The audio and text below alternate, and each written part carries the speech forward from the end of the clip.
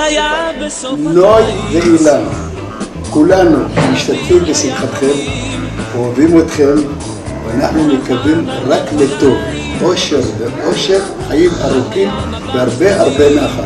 ולכל אחד מכם אני מחכה לתואר הראשון והשני, מפפה ומכל המשפחה. ולכבודכם ערכנו את הערב הזה במיוחד, ונוי קוסקוס לא אכלתי.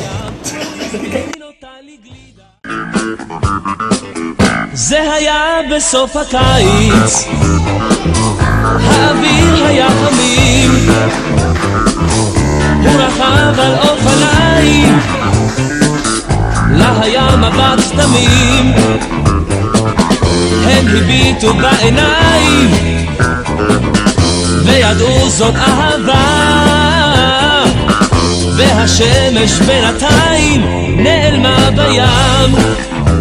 בים הוא הזמין אותה לגלידה, היא ביקשה קפה הפוך, הוא לקח אותה הצידה בחיוך, חיוך, בחולצת טריקו הצידה עם הג'ינסים הכחולים, את ריסיה היא הרעידה בלי מילים, מילים. הם היו האוהבים הצעירים ברגעים הכי יפים של החיים.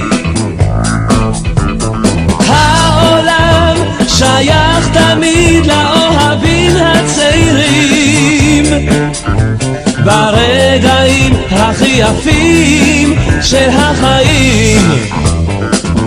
מתחבקים ומסתכלים בחלונות הראווה ורואים מול העיניים אהבה,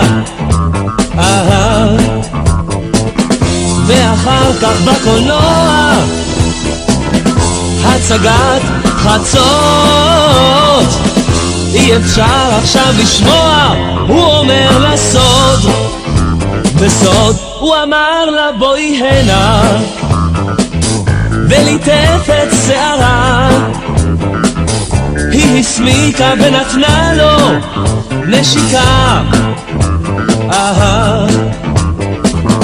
כך התחיל בסוף הקיץ עוד סיפור של אהבה,